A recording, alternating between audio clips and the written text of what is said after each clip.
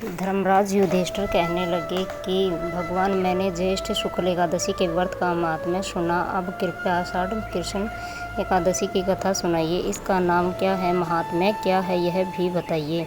श्री कृष्ण कहने लगे कि हे राजन, आषाढ़ कृष्ण एकादशी का नाम योगिनी है। इसके व्रत से समस्त पाप नष्ट हो जाते हैं।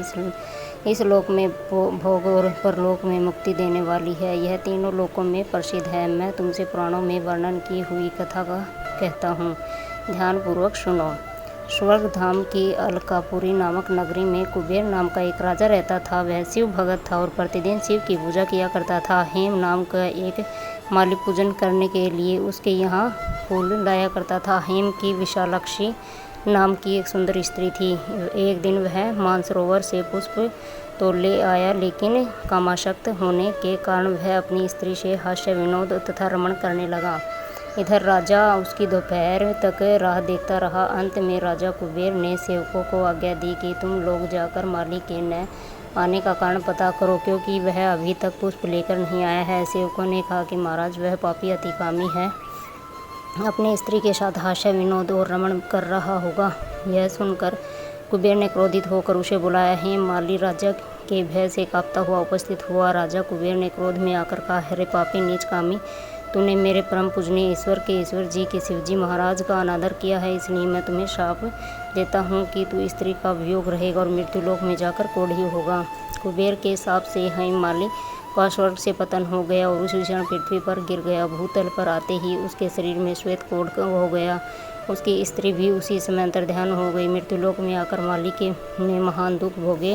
भयानक जंगल में जाकर बिना अन्न और जल के भटकता रहा। रात्रि को निद्रा भी नहीं आती थी, परंतु शिवजी की पूजा के प्रभाव से उसको पिछले जन्म की स्मृति का ज्ञान अवश्य था।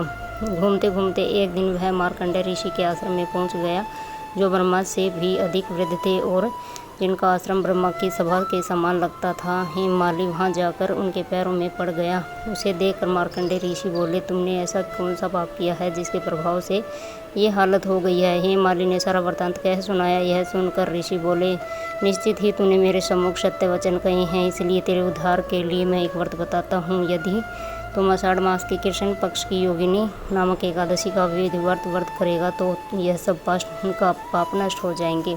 यह सुनकर हेम माली ने अत्यंत प्रसन्न होकर कपिल मुनि का साष्टांग प्रणाम किया।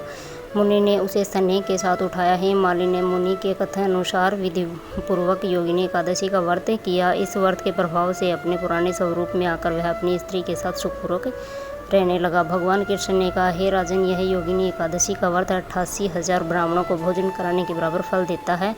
इसके व्रत से समस्त पाप दूर हो जाते हैं और अंत में स्वर्ग की प्राप्ति होती है। तो दोस्तों, बताइए आपको ये वीडियो कैसी लगी और इसको लाइक और सब्सक्राइब ज़रूर करना।